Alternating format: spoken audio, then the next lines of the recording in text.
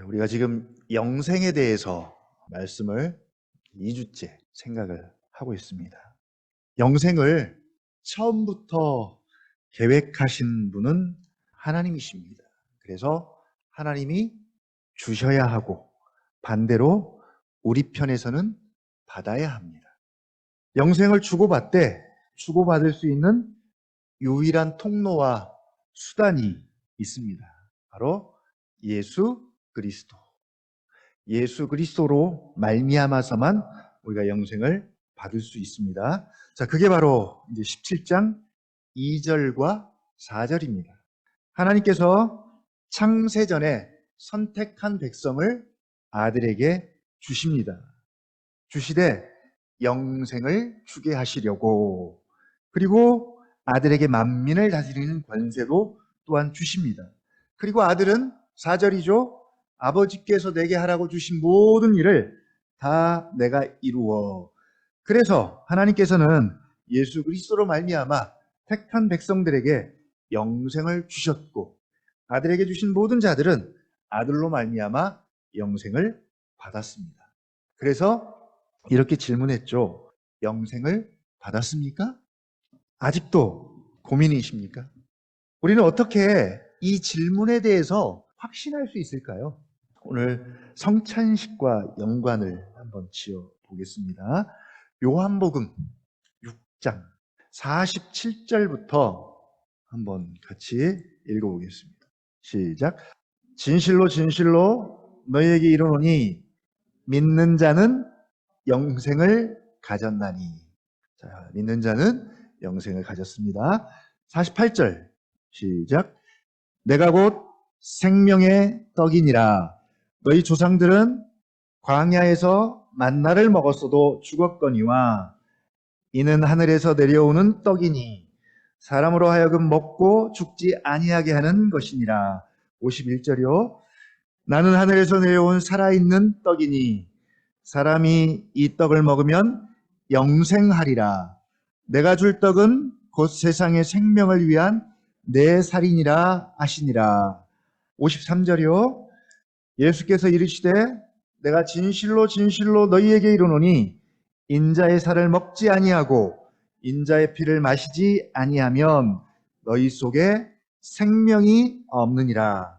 내 살을 먹고 내 피를 마시는 자는 영생을 가졌고 마지막 날에 내가 그를 다시 살리리니 내 살은 참된 양식이요 내 피는 참된 음료로다. 내 살을 먹고 내 피를 마시는 자는 내 안에 거하고 나도 그의 안에 거하나니. 57절이요. 살아계신 아버지께서 나를 보내심에 내가 아버지로 말미암아 사는 것 같이 나를 먹는 그 사람도 나로 말미암아 살리라. 예. 아버지와 아들의 방식처럼 아들과 우리의 방식도 똑같습니다. 자, 59절. 이것은 하늘에서 내려온 떡이니 조상들이 먹고도 죽은 그것과 같지 아니하여 이 떡을 먹는 자는 영원히 살리라. 예. 우리가 말씀을 통해서도 이 영생에 대해서 충분히 가졌는지 그렇지 못한지 알 수 있습니다. 인자의 살을 먹지 아니하고 인자의 피를 마시지 아니하면 너희 속에 생명이 없느니라. 그러나 54절이죠. 내 살을 먹고 내 피를 마시는 자는 뭘 가졌다고요? 영생을 가졌고 마지막 날에 내가 그를 다시 살리리니. 예. 여러분 아멘입니까? 바로 하나님은 영생을 주셨고 우리는 그리스도 예수로 말미암아 영생을 가졌습니다. 그러니까 성찬식을 통해서 우리는 우리가 영생을 가졌음을 확인하고 확신하는 그런 시간이 되겠고 또 우리가 그리스도와 연합된 자들임을 다시 한번 말씀을 통해서 확인하는 그런 은혜의 시간이 되었으면 좋겠습니다.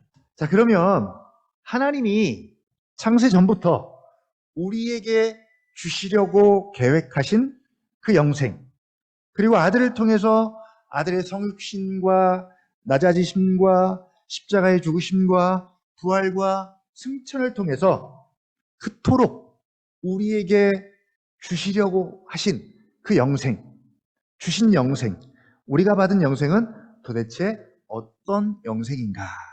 3절 우리 같이 보겠습니다. 3절 시작. 영생은 곧 유일하신 참 하나님과 그가 보내신 자 예수 그리스도를 아는 것이니이다. 예. 여러분이 생각하는 영생입니까? 우리가 기대하는 영생에 대한 묘사일까요? 보통 우리가 기대하는 영생은 뭔가 좀 손에 잡히는 확실한 뭔가 그런 정의를 원하는데 사실 이 3절은 다소 추상적이고 봐도 애매모호합니다. 그러나 우리가 원하든 원하지 않든 주님은 영생을 이렇게 말씀하셨습니다. 사실 3절은 영생의 정의라기보다는 영생을 얻는 방법에 훨씬 가까운 말씀 같습니다. 자, 영생이 뭐냐? 하나님을 아는 것이래요. 그래서 하나님을 아는 지식을 그렇게 우리 언약나무 교회가 강조를 합니다. 하나님을 아는 지식. 이것이 영생이기 때문에. 하나님을 아는 것이 영생입니다.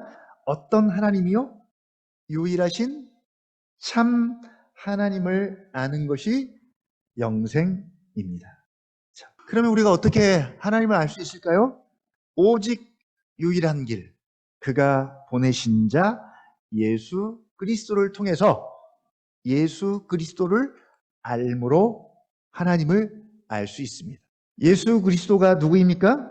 그는 하나님 자신이며 하나님으로서 영원전부터 아버지 품속에서 독생하신 아버지 품속에 계신 성자이십니다.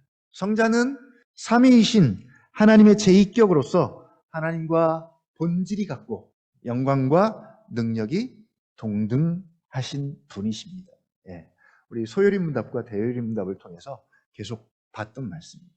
빌립보서 2장 6절에 보면 그는 근본 하나님의 본체시나 하나님과 동등됨을 취할 것으로 여기지 아니하시고 오히려 자기를 비워 종의 형체를 가지사 사람들과 같이 되셨고 사람의 모양으로 나타나셨으니 누구입니까?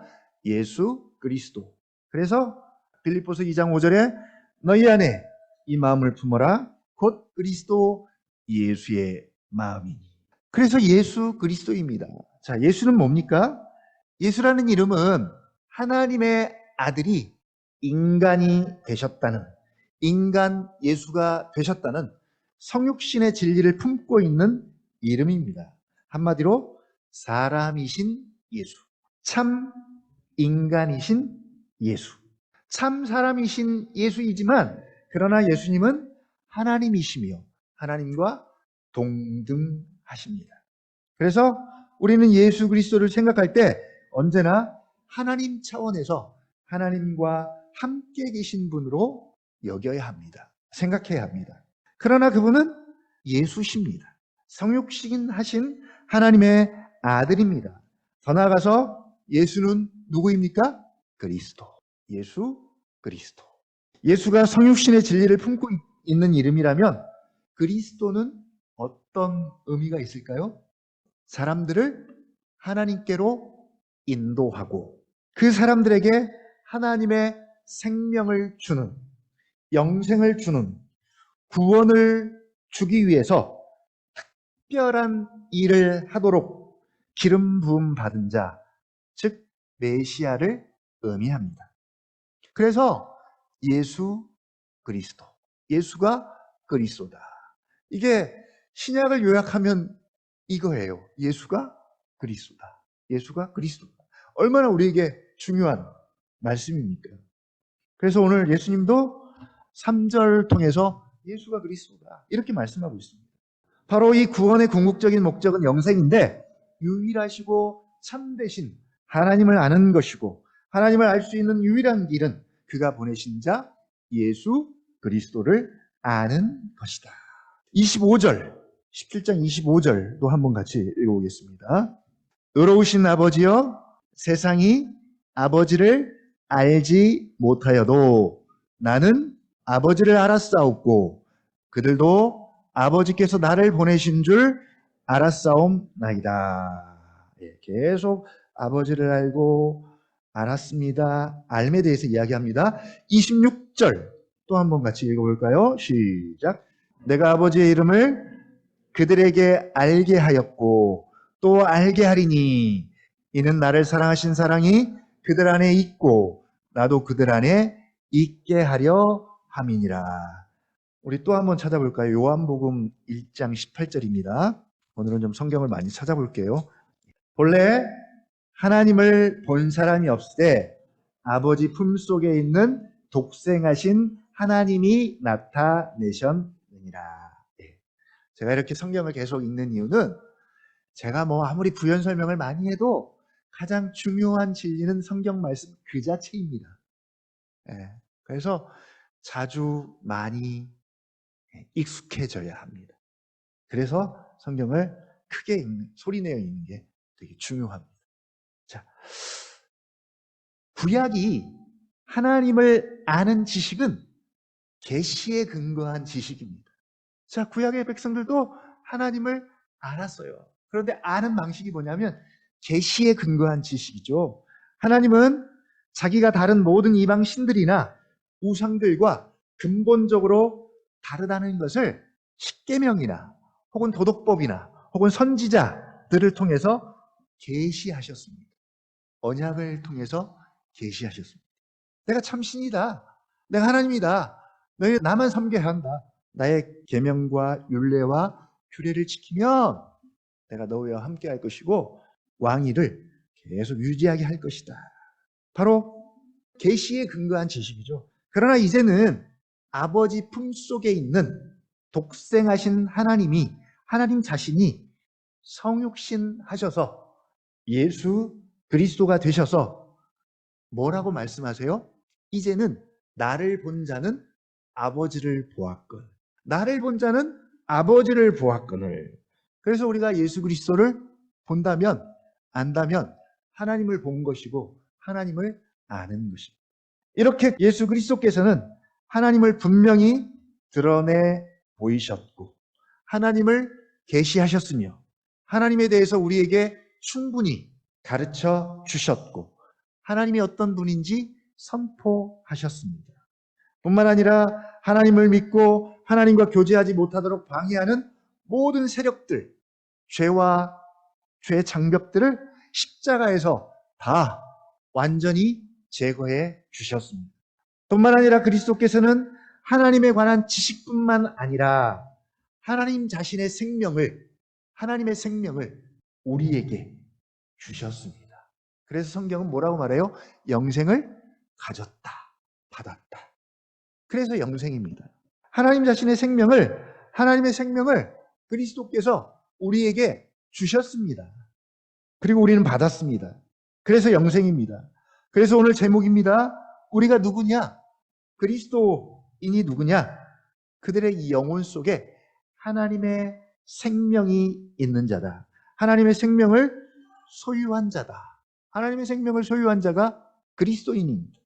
고린도전서 15장 22절 한 번 더 찾아서 읽어보겠습니다. 아담 안에서 모든 사람이 죽은 것 같이 그리스도 안에서 모든 사람이 삶을 얻으리라. 모든 자연인이 아담 안에서 사망에 이른 것처럼 이제는 그리스도 안에서 그리스도인이 되었고 그리스도와 연합되었으며 그 연합으로 말미암아 그리스도의 몸의 한 부분이 되었고 그 결과 이제 그분의 생명을 우리가 함께 누리게 된 것입니다. 성찬식을 통해서 계속 이 부분을 우리가 생각하는 것이죠. 그것을 경험하고 그것을 더 깊이 알기 위해서 성찬식을 우리가 계속 거행합니다. 바로 그리스도께서는 우리에게 자신을 내어주심으로써 자신과의 이 신비한 연합을 통해서 그리고 자신과의 지속적인 관계를 통해서 우리에게 영생을 주셨습니다. 그 결과 하나님의 생명이 우리의 영혼 속에 들어왔습니다. 그래서 이제 우리는 신의 성품에 참여한 자가 되었고요. 그래서 이제는 막힘없이 하나님과 교제할 수 있게 되었고요. 그리고 하나님의 자녀가 되었습니다. 만일 우리가 그리스도를 안다면 본능적으로 알고 인격적으로 알고 살아있는 지식으로 안다면 그리고 그분을 믿는다면 우리는 영생을 가졌으며 이미 하나님의 자녀가 된 것입니다. 이 생명은, 이 영생은 오직 우리 주 그리스도 안에 있는 하나님을 아는 지식을 통해서만 얻을 수 있습니다.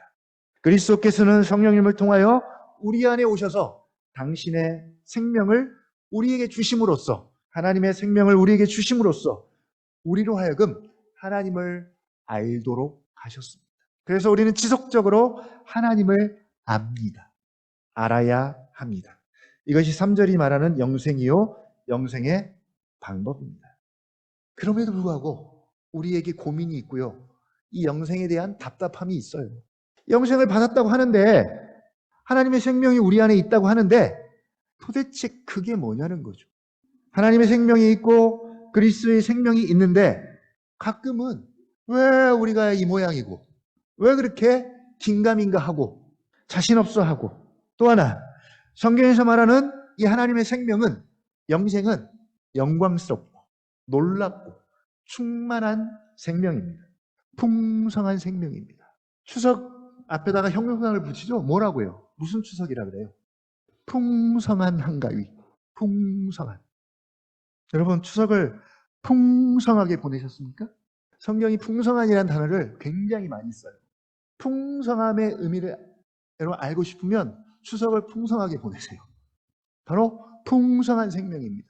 요한복음 10장 10절 내가 온 것은 양으로 생명을 얻고 더 풍성히 얻게 하려 하십니다. 자, 생명을 얻는 것에 그치지 않고요. 그 생명이 더 풍성해지게 하기 위해서 예수님이 오셨다는 거예요. 우리가 어떻게 하나님을 영화롭게 하고 하나님께 영광을 돌릴까요?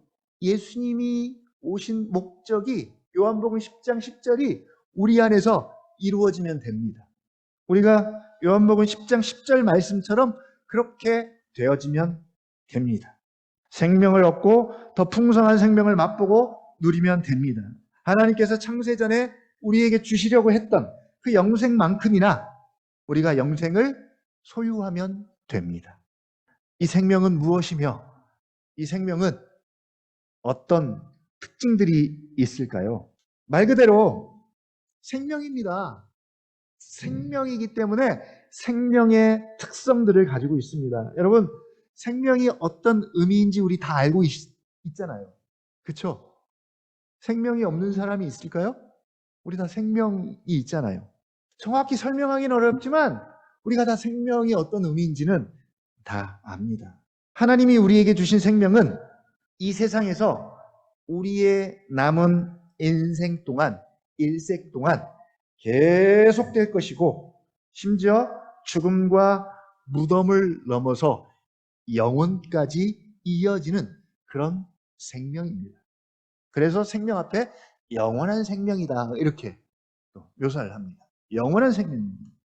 뿐만 아니라 그 생명은 지금 이 시점에서도 여기에서도 사용이 가능한 생명입니다.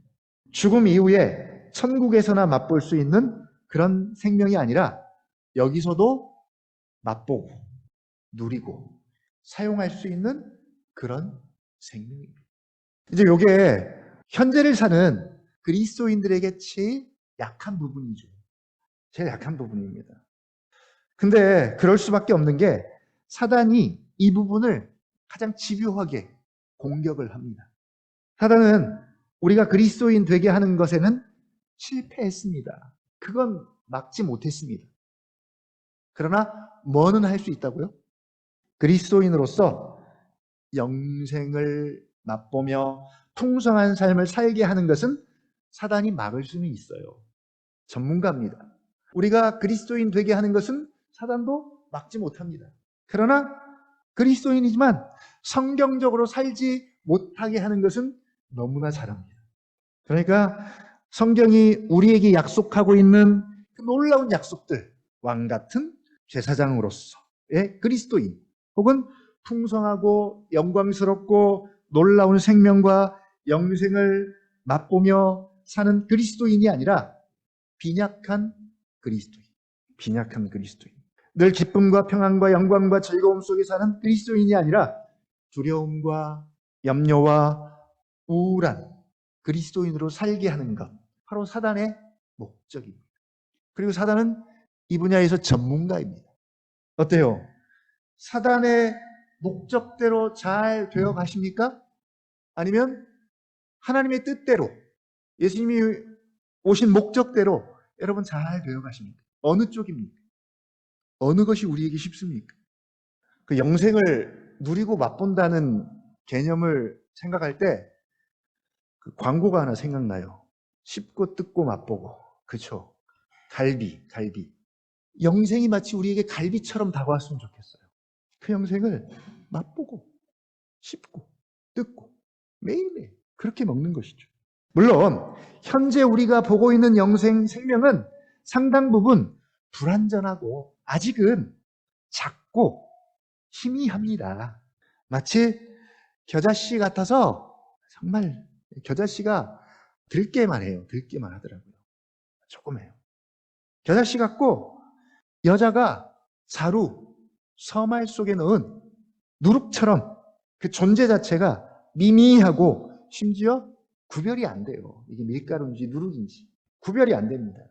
그러나 필연적으로 생명이 있기 때문에 자라게 되고요. 자라면 많은 생명이 깃들 것이고, 그리고 가루 전체를 변화시킬 만한 힘과 능력이 있습니다. 마찬가지로 생명을 받았지만 아직 우리가 육신을 가지고 있기 때문에, 육신에 있기 때문에 죄가 우리 존재의 모든 부분에 갖고 들어온 불안정성 때문에 아직은 한계성이 있습니다. 아직은 무한하지 않아요. 아직입니다. 아직은 거울로 보는 것 같이 희미합니다. 그러니까 생명이 있는지 없는지 잘 확신할 수가 없는 거죠. 그러나 온전하게, 완전하게 볼 때가 곧 옵니다. 그 올 것을 믿고 소망하며 현재를 사는 자들이 바로 그리스도인입니다. 그러나 그리스도인은 이미 하나님의 생명을 가졌습니다. 하나님의 생명에다가 형용사를 하나하나 더 붙이는 것이 우리의 성장입니다. 자라감입니다. 지금은 하나님의 생명이지만 내가 점점 자라갔더니 생명에다가 뭘 붙여요? 하나님의 생명에다가 영광스러운 생명. 하나님의 생명이 이렇게 영광스럽구나. 그래서 하나님의 영광스러운 생명이에요.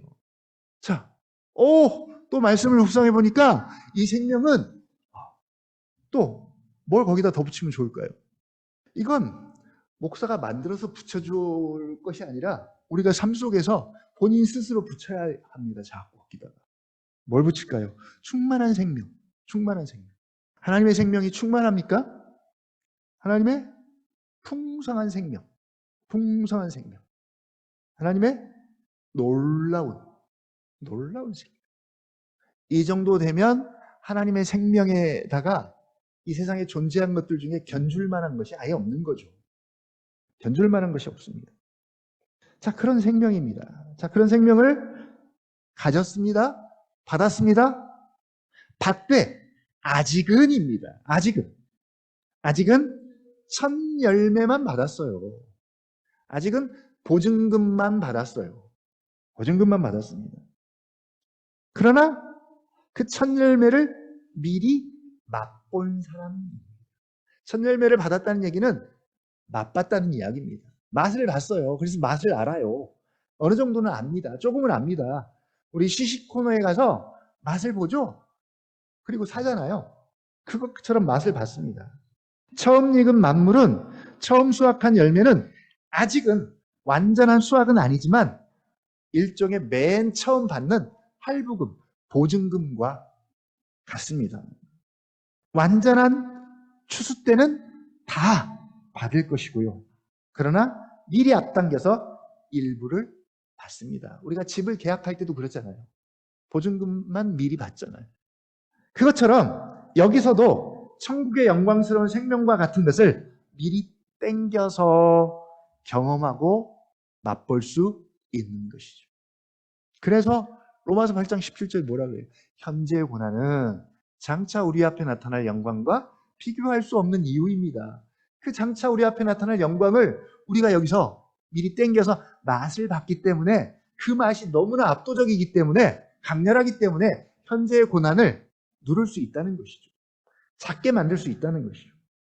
물론 우리가 지금 여기서 누리는 생명은 앞으로 천국에서 영광 중에 누리게 될 영생이나 생명이나 같은 생명이에요. 생명에 있어서는 같은 생명입니다.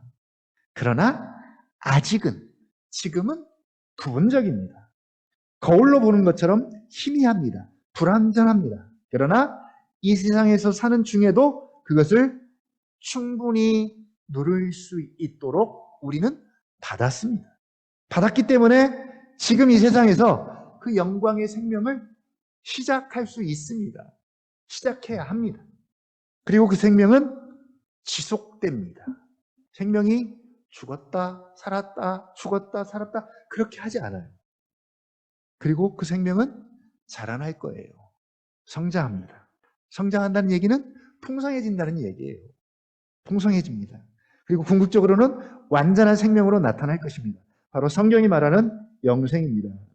그러면 이 생명에 속한 것이 과연 무엇인지 성경은 정확히 뭐라고 설명하고 있는지 우리가 좀 다양한 방식으로 한번 찾아보겠습니다. 이번에도 성경을 좀 빨리 찾아서 누가 한번 읽어주십시오. 시간 절약을 위해서. 갈라디아서 3장 26절. 성경은 우리가 이 생명을 소유한 결과로 뭐가 되었다고 선언합니까? 하나님의 자녀가 되었대요. 그러니까 하나님의 생명을 생각할 때 하나님의 생명이라는 그 단어에 얽매일 필요가 없습니다. 하나님의 자녀가, 그래서 하나님의 자녀가 되었구나. 네. 요한일서 5장 1절. 어떤 자라고요? 하나님께로부터 난 자다. 네. 하나님으로부터 태어났어요. 거듭났다는 말과 같죠? 하나님께로부터 났습니다.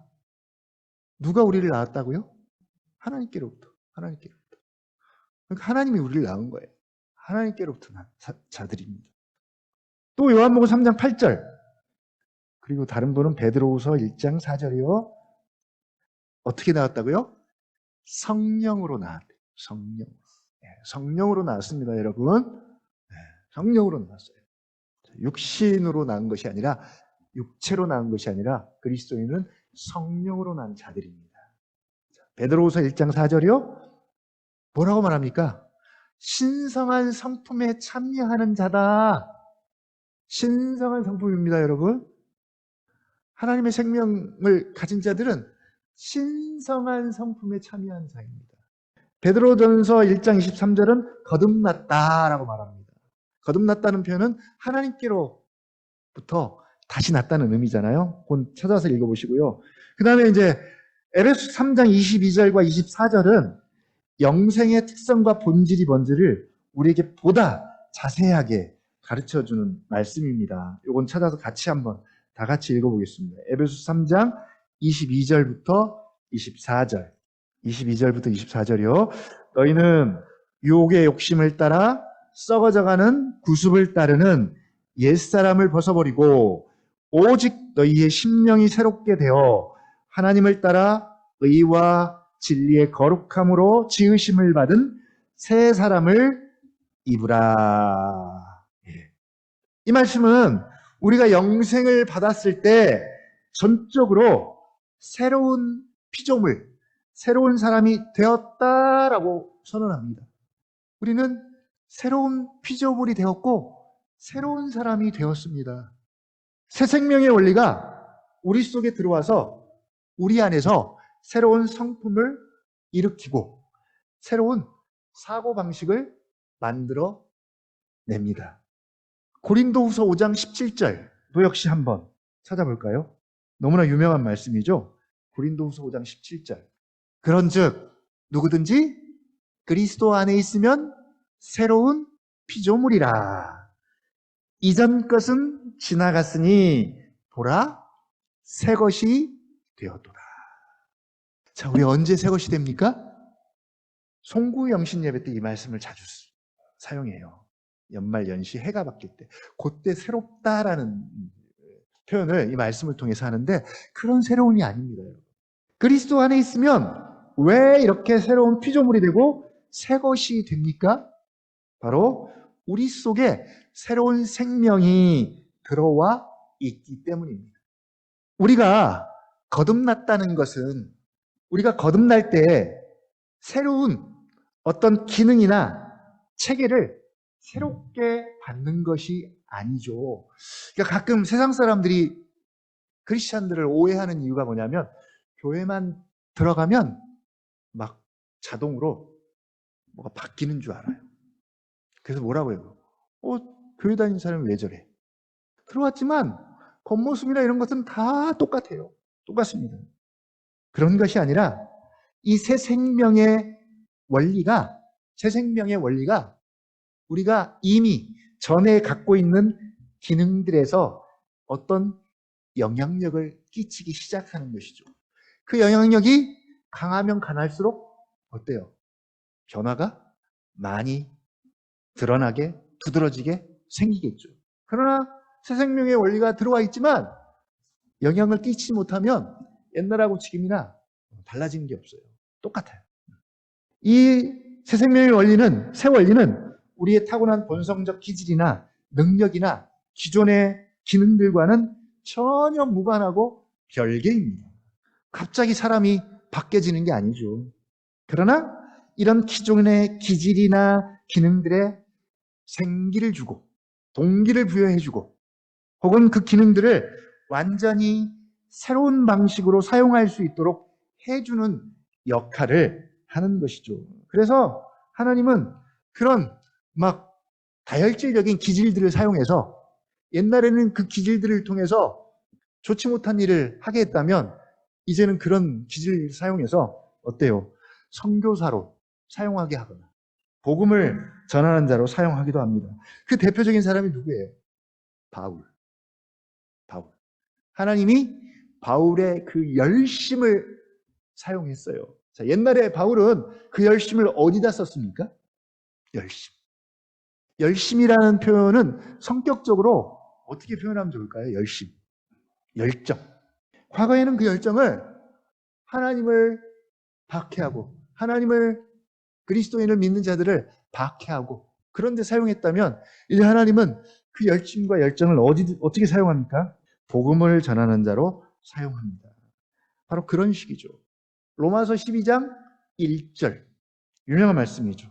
그러므로 형제들아 내가 하나님의 모든 자비하심으로 너희를 권하노니 너희 몸을 하나님이 기뻐하시는 거룩한 산 제물로 드리라. 이는 너희들의 영적 예배니라. 자, 이 말씀을 보면 사실 약간 맞지 않는 부분이 있어요. 너희 몸을 드리래요. 그런데 이 몸으로 드리는 것이 영적 예배래요. 원래 영적 예배가 되려면 영적인 것들을 가지고 해야 되는데 너희 몸을 하나님이 기뻐하시는 산 제물로 드리래요. 자, 이 몸은 어떤 몸입니까? 썩을 몸, 죽을 몸입니다. 그런데 그것을 이용해서 영적 예배가 가능한 것은 바로 이 새 생명의 원리 때문입니다. 이 새 생명의 원리는 우리의 기질이나 능력뿐 아니라 우리의 전인에 영향을 주죠. 특히 우리의 사고방식에도 영향을 줍니다.